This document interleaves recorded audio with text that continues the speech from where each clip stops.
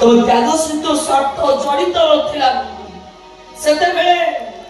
मो हृदय तुम प्रति आवेग भरा भल पाइबा जारी अनुभव करी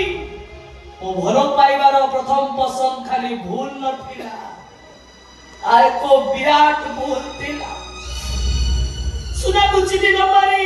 डेंगी पितल को मु सुना मने करी गळा रे पिंदी थिली नहीं नहीं नहीं तो भल पाइबा को मो केबे ग्रहण करि पारिबी जा जा चल रे मु जमा एठे जीवी चाहे मो जीवन रे किछि अवशोष न चलो आज सब किछि तुम आगे समर्पण कर देबा इच्छा करे तो इच्छा को कोनोसी प्रकार में साकार करि पारिबी तो इज्जत प्रति मोर यथेष्ट सम्मान अछि तते बाहाव इच्छा करथि बोली से दिन तो सहित देहर संपर्क करबा को कोई मु भी तते परीक्षा करथि मात्र तू जीती गलु हम निश्चित हो गली जे गोपी हाथ शंखा सिंदूर पिंधि तू तार पत्नीर परिचय पाइले भी ता सहित तो देहर संपर्क नहीं एबेनी चाहिबो मु गोपी की छाई तुमको बाहाबा कराची कहीं ना तुम सो देहर संपर्क न रखि पाइले मु आत्महत्या करि देबी चंदना नहीं दीदी एबे जोडी कनिष्ठ संपर्क मु तुमको करिबे को देबी और तब बदलरे आकाश भाई को देहर सान्य देबी मु एटा म दिन भीतर कथा तमे कहीं जंत्रणा निया उडेबा को इच्छा करछ जंत्रणा निया तो मो देहरे लागी सारी छी खाली आछि राती से निया रे जदी डरे निबो कोई तो कोद्र से निया रे जड़ी पड़ी मो से छी तमे जे कोन कहू तुमको तो किछ बुझी पारनी गोपी भाई की वहां आशा मोर आउ नाही कारण मन्य कारण उत्तिष्ट हे सारी छी के की तो सर्वनाश करछि तो गोपी हाथ शंखा सिंदूर पिंधि सारिया पर तम मिछ बाहर को सत मन करी गोपी ठार प्रतिशोध न पाई मु चोर करी झुन्ना सहित देहर संपर्क करिथि सब सब सुनो दीदी झुना आज रात का आकाश तो मोर है नहीं कम इज्जत को बर्बाद हवा को मुख में नहीं करती आकाश भाई कमरा निये रे भूत छाछ देई सारे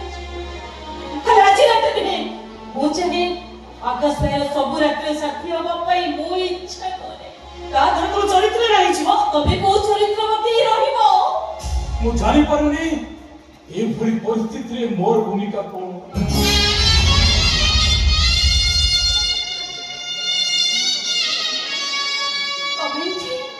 मु जानि नथिली गोपी चिकित्सा पाई कियो देखिला तो इज्जत के अपहरण करथिला तभी तू मते कहि नथिलु एले केमति कोने मो मन भीतर खराब होतला ए सबरो केंद्र बिंदु होतो आकाश सेति पई तू घर बाहर आसबा परे तते अनुसरण करि अछि मु बाहर थी चरित्र गुणी गणा उठा बाबा देखि मु भीतर का सब बात हेली तमे अपन कथा कहयो बासिलो खाली एति कहिबी चंदन तुम किसी भी क्षति करो नहीं गोपी भाई तुम जो अर्थ करछो मो जमी बाड़ी बिक्री कर तुमको सब सुझी देबी मो भोरी रो इज्जत देबे तुम हाथ रे झुला तुम पति रूप में ग्रहण करो सतरे मु शंखा सिंदूर आनिची और ता सहित विश्व मध्य आनिची परिबो जदि मो भोरी को तुम शंखा सिंदूर पिंधे दियो आकाश मैं कौन चाहूँ जो तुम्हें चुप करेगी वो तो कर दीजिए ए आकाश वो कौन से हमें विकास गति रे विकसित हुआ और हिसाब निकास करी देखो तुम जीवन रे केते ठीक करिचो आउ केते भूल करिचो ए झुना तुम पत्री है ग्रहण करो सेति पाइबो तो मु मो इज्जत को तुम पाखरे बंधा पकेबा को नाची आरोले से भाई भौणी सहित ए घर तीनटा सब मशा लिखिछि तबे छुना को ग्रहण कर एतिकी तब पाद तळे मोर गुहाने ए जसो କଥା ଉପରେ ଅଦାରି ହେଇ ପଡ। ଧରିତ୍ରୀ ମା ହେଇଯାଅ ମତେ ଶେଷ କରିଦିଅ। ପୃଥିବୀ ଧ୍ୱଂସ ହେଇଯାଅ, ଧ୍ୱଂସ ହେଇ ମୋ ଭଳି ଗୋଟେ ଅମଣିଷ ପଶୁକୁ ସଂହାର କର। ଆରେ ଏମିତି ସମର୍ପଣ ଭାବ କଣ ମଣିଷ ପକ୍ଷେ ସମ୍ଭବ? କିଏ ତମେ ମାନେ? ଆରେ କୋଉ ଦେବାଦେବୀ ମଣିଷ ରୂପରେ ଆସି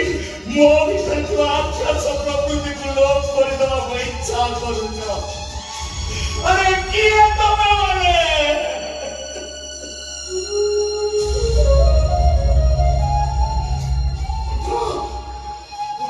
ସୁନ୍ଦରୀ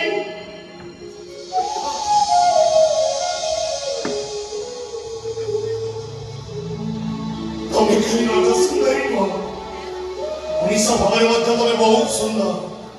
ଏଠି ସମସ୍ତେ ସୁନ୍ଦର, କେବଳ ମୁଁ ହଉଛି ଗୋଟେ କଦାଚ କଦାକାର ସୁନ୍ଦର ମଣିଷ।